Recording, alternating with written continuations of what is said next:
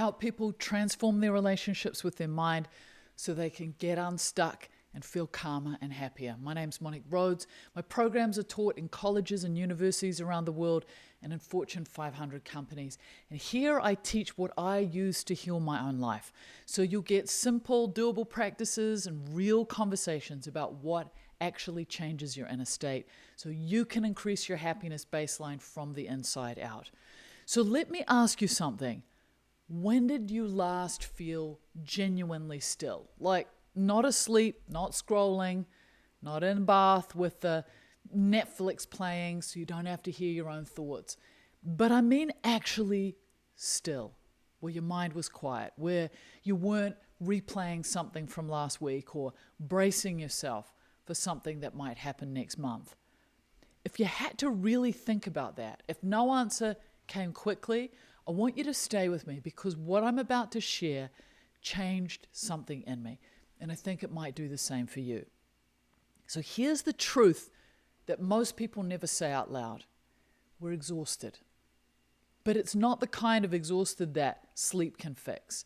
You know, you can have a full 8 hours and wake up already tired because before your feet even hit the floor, your mind has left the building. It's already reliving yesterday. It's already preparing a speech for someone who isn't even in the room. It's already bracing for a future that hasn't arrived yet. And you carry all of it. Like 10 imaginary conversations. 3 things you should have said differently. This vague sense that you're behind, but behind on what? I'm not sure you could quite say if someone asked you. That's not a personality type. That's not just being a deep thinker. That's a mind that hasn't been shown another way. And that's what we're talking about. So before we go any further, I want to ask you to do one small thing for yourself. There's a link in the description. It's a happiness quiz. It takes about 2 minutes. Go to IintendToBeHappy.com. This is different. It actually shows you where you are right now. Not in a vague way, but it gives you a real picture of the areas of your life where you're genuinely thriving and the ones where your energy is quietly leaking away. And I want you to do it now because everything I'm going to share is going to land so much differently once you've had a moment to honestly look at yourself. Okay? So click on that link and do it. All right. Here's a reframe. All right? This might sting a little, but only in the way that true things sometimes do. Most of us have been told that overthinking is intelligence and that worry is us being responsible, that if you care enough, you'll be anxious enough. That is not true. And it's one of the most damaging stories we've absorbed. Overthinking is a habit. It's a coping strategy that definitely has made sense at some point in our lives, like probably when we needed to predict danger or manage someone else's emotions or stay one step ahead so we wouldn't be caught off guard. And what has happened is that our minds have learned somewhere along the way, if I think about this enough, I can prevent the pain. And for a while it worked, or at least it felt like it did. But I want you to honestly look at your life. Has constant thinking made you more peaceful? Has worrying about your future actually managed to prepare you for it? Has replaying the past changed your life? You know, your mind has been doing the best that it knows how. It really has. But it's running a strategy that's completely exhausting you. And I want to talk about finding another way because I had this problem. I used to think that if I overthought everything, I would be able to strategize my way out of things being painful. And I learned, thankfully, that the exact opposite is true. And that's why my mind is so much calmer than it used to be.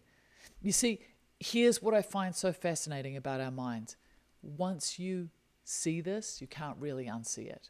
So, the mind can only really live in 2 places for most of you, the past or the future. It struggles to live in the present moment because the present is too quiet for it. It's too simple. There's nothing to fix. There's nothing to rehearse. There's nothing to fear. So it keeps moving, keeps dragging you back. remember when you should have said this, or why did you do that? And then it yanks you forward. What if, what if it all falls apart? What if I don't get this right? And while it's doing all of this, while this whole thing's going on in your head, which we're so familiar with, life is happening right now, and you're missing it.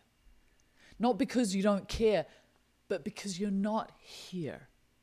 So your body's present, but your mind is somewhere else entirely. And this is why, even when things are genuinely okay, you can't quite feel it. Happiness is a present moment experience. Peace is a present moment experience. You can't think your way into either one. You can only return to them. So I want to try something with you just for 30 seconds, all right? Indulge me. I want you to feel your breath. Don't think about it, just feel it. Where do you notice it most? In your nose, in your mouth, in your chest, in your belly. Did you notice? Even for that one moment, your mind went a little quieter. Not silent, but quieter. That's not magic. That's simply because your attention can only be in one place at a time. So when it's in sensation, it can't simultaneously be in the story. So that's the doorway, and it's available to you every single moment of every day. So here's something that took me a long time to really understand. Most of us live in our heads because we're afraid to feel. So what we do is we use thinking as a shield for our emotions. So as long as we're analyzing something, we don't have to experience it. We don't have to sit with the grief, the disappointment, the fear, or the quiet ache of not being where we hoped we would be by now. So the mind says, let me handle it. Let me think about it. Let me plan around it. Let me explain it. Let me justify it. And it loops and loops and it loops. Because thinking can't resolve a feeling. Only feeling can resolve a feeling. So the next time you get yourself stuck in your head, like really stuck, that spinning kind, try asking yourself one question. What am I refusing to feel right now? Not with more analysis in your brain, but with your body. So where's it sitting? In my chest, in my throat, in my stomach, in my shoulders that I've stopped noticing because the tension's been there for so long. And then, this is the part most people run from. I want you to stay. Just for one breath. Just long enough to prove to yourself you can be with it without being destroyed by it. Because here's what happens when you do. The feeling starts to move. So it shifts, it changes shape. So emotion is energy. And energy, when you stop holding it rigid with thought, can complete its cycle and it can release. So your shoulders drop and your breath deepens and your mind clears. Not because the problem disappeared, but because you stop fighting with reality. So there's one more layer, and this is where most people get stuck. Even after understanding everything else, the reason that we keep returning to our head, even after moments of real peace, is that we believe that our identity lives there. So we've been thinking certain thoughts for years. We say things like, I'm someone who worries, or I overthink everything, or I'm not confident, I'm too much, I'm not enough, I'm behind. These are all the things that I hear from my students. All of them are textbook, right? And we've repeated them so many times that they don't feel like thoughts anymore. They feel like facts. They feel like you, but they're not you. They're just stories you've inherited, or stories you've created, or stories you've been handed by someone who was just doing their best. And so this is what I really want you to hear. You are not the story.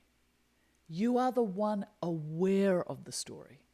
So you can watch a thought, which means you can't be the thought. The watcher is you, and that watcher has never been broken. So when the old story starts, and it will, because habits don't disappear overnight, you don't need to argue with it. Just notice it. Like, name it gently. There's that story again. And return to the next real thing in front of you. Now that's freedom. That's quiet, unglamorous, profound freedom. So let's make this real, because wisdom without action is just a lovely feeling, all right? When your mind is noisy, move your body. Not necessarily sit down quietly, but stand up, walk somewhere, wash your hands, and actually feel the water. Maybe you make a cup of tea and you smell it. The mind is remarkably weak against physical sensation, so action can break the spell. Another thing I want you to think about is to stop multitasking your attention. When you eat, eat. When you walk, walk. When someone's talking, actually listen, not to create your response, but to genuinely hear them. And I know this sounds almost too simple, but most of us are fragmented all day long, and we feel it. You know, at the end of the day, we have this bone-deep exhaustion that we can't explain. That's the fragmentation exhausting us. I want you to replace your harsh self-talk with direction. So not toxic positivity, just direction. Instead of maybe saying to yourself, I'm so behind, say, what's one thing I can do right now? Instead of saying, I'm not good enough, train. Instead of, I always mess up, try for 5 minutes. So direction pulls you into the present, and self-criticism just keeps you in old stories. And the most important one, every time you drift back into your head, don't judge yourself for it. Just return to your breath, to the body, to the thing in front of you.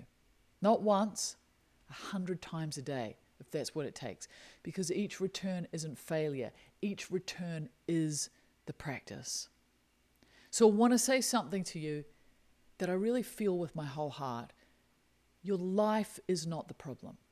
Your mind, untrained, running on old strategies, has been making it feel like a problem.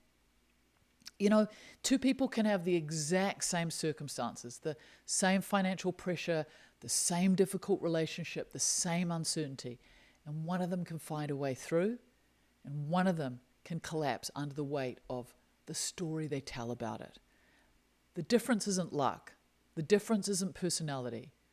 It's the relationship they have with their own thoughts. It's the relationship that they have with their own mind. So when you stop living inside your head, you don't become detached or unbothered. In fact, quite the opposite. You become present. And when you're around a person who's present, you can feel it because they listen differently and they respond rather than react. And they don't need to win every conversation, and they don't have to prove themselves in every room, because they're simply and quietly and powerfully here. And that's the most magnetic quality a person can have. Not because they're performing anything, but because real presence is so rare that people feel it immediately. So here's what I want to offer you. Not a massive overhaul, just one thing.